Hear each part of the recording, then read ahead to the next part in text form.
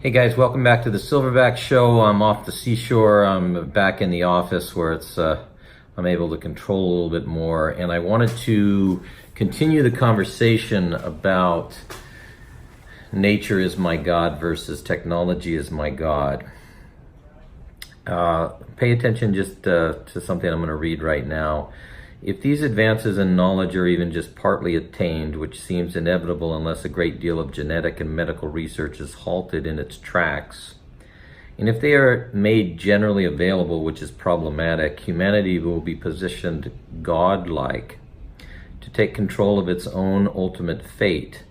It can, if it chooses, alter not just the anatomy and intelligence of the species, but also the emotions and creative drive that compose the very core of human nature.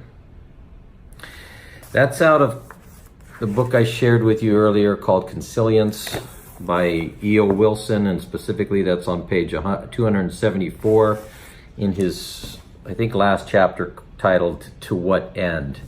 To what end is our drive for perfecting AI and becoming godlike to believe that we can actually create better human beings than, quote, God and nature have been able to do thus far. And if you remember this author, Sapiens, and the follow-up of this book called Homo Deus. Homo Deus is man-God. I mean, it is Homo sapiens, which is mind, and mind now has developed to the point that mind is believing that he's capable of improving on God or nature. I love to share articles and books with you guys because we all need to expand our education on these topics. And I'm drawing a blank, but Nature is My God. Nature is My God. Mikhail Gorbachev. Nature is My God. Now, for all of you out there, it's going to come back and attack me and say that God created nature. Look, I'm not interested in that debate at all. We're on the same side. I am interested in the idea that throughout our evolutionary history, creation, God's creation of the natural world, and then nature's evolutionary history, depending on whether you're on the scientific side of things or whether you're on the religious side of things, meant that archetypically in our subconscious as well as genetically in our DNA, we were both hardwired and consciously and subconsciously absorbing an evolutionary story that took place in nature. And today we are still taking place in nature, and we would be zero, zip, nothing without nature. Take away the sun and gone. Take away water and gone. So in my literature graduate seminars, there's all kinds of creative stories, and in any sci-fi book that you can pull off the shelf over the last 50 years, and there's all kinds of stories that are getting into what does it mean when man is no longer Homo sapiens, or man who is Homo sapiens is now operating with some new form of humanoid-like being. So the concept of artificial intelligence and human technology replacing the natural world, or becoming more and more what we depend upon than the natural world, is what we're talking about when we say Homo Deus, when we say we are, the man God, when we say we are not just man the thinker, but we are now man the creator of our own destiny through technology, through technological advances that we have put our faith in and our belief in and our hopes in. And that, my friends, is happening so fast, and that, my friends, is the scariest proposition that we need to take a step back, do our meditation, connect with the earth spirit, connect with the eagle, connect with the mountain, the river, the tree, connect with the bear and the salmon.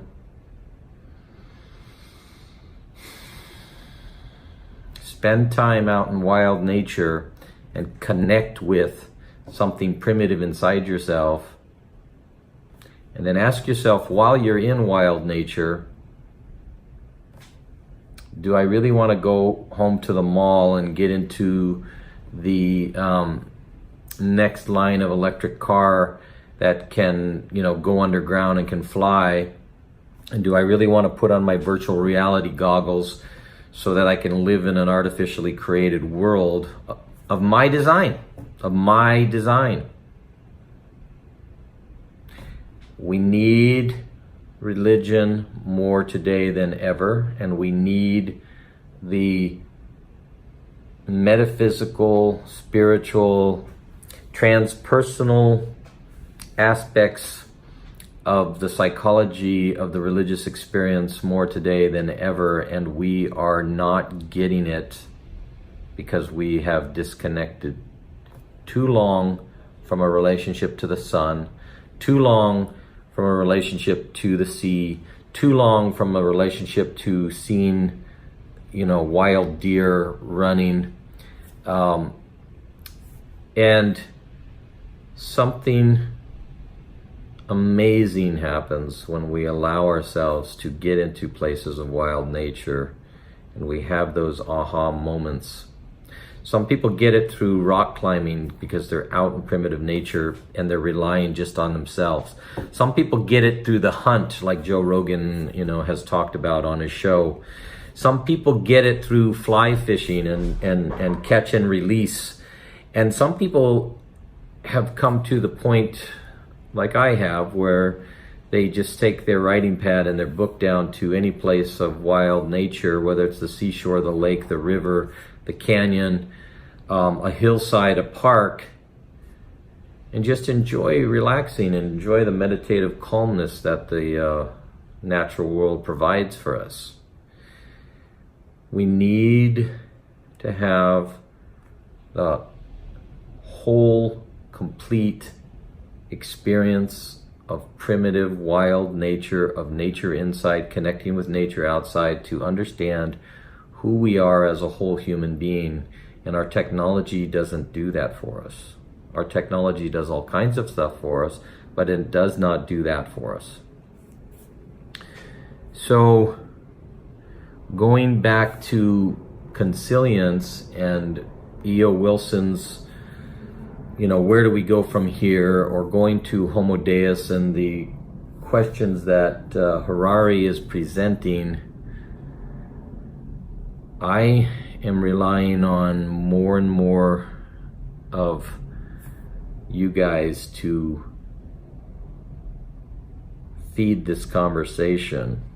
And the only way that we can trust ourselves is if we actually do the work.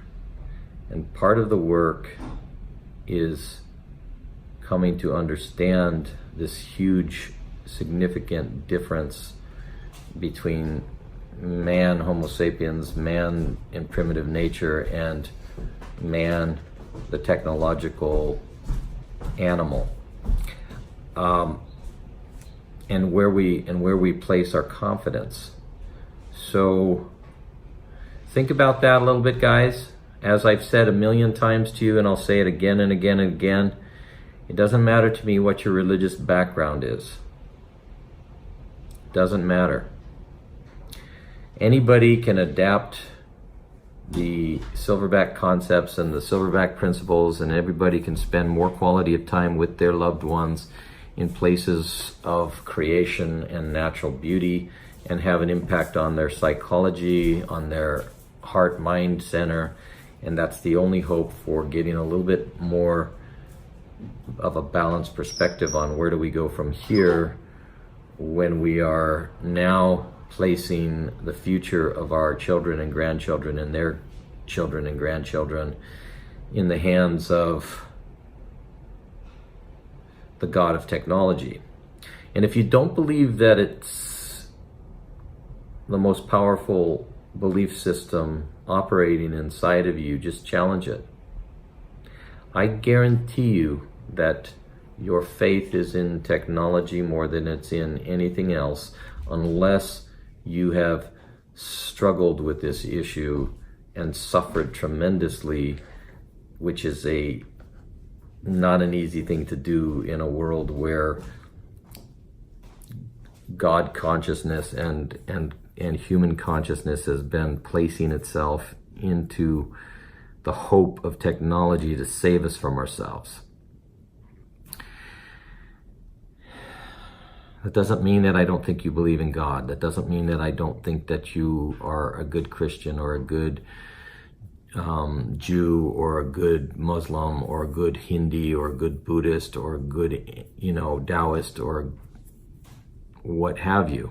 That's not the point at all. The point is that, as Wilson and others who are paying attention to this very closely are showing, as the historians and the sociobiologists are poignantly pointing out,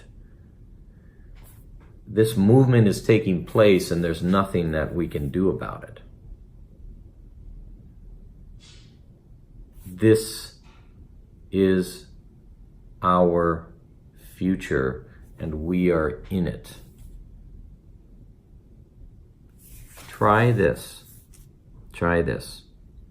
Put your phone away for one day. And if you can accomplish not looking at your phone or touching your phone for one day, then you'll see that your phone is what takes your attention and your consciousness the most. And it reflects back your attention and consciousness the most. And that's where you put your hopes in. That's what you put your energies in. That's what you put your heart and your love and your soul into. Now try doing it for a week. On the next vacation you take, I wager to all of you, with all of your children of all different ages, don't allow any technology and see what happens. Okay, want to hear your stories. We'll have more of this. Nature versus technology. Technology as God, nature as God. Where do we want to place our hope and faith in? My hope's in the seed, and my hope is in the model of the silverback being brought into human consciousness. The model of the seed being brought into human consciousness. The parable of the seed as the highest level of awareness of any Christian, Jew, Muslim, Hindi, Buddhist, Taoist. Faith in a seed doesn't take you away from your religious beliefs, but it does open up the question of where our philosophical and religious beliefs are going to allow us to go, as these philosophical and religious beliefs have now shifted almost entirely into putting faith into our iPhones, our iPads, our technology. Okay? Okay, that's it for the Silverback Show for now. Check it out.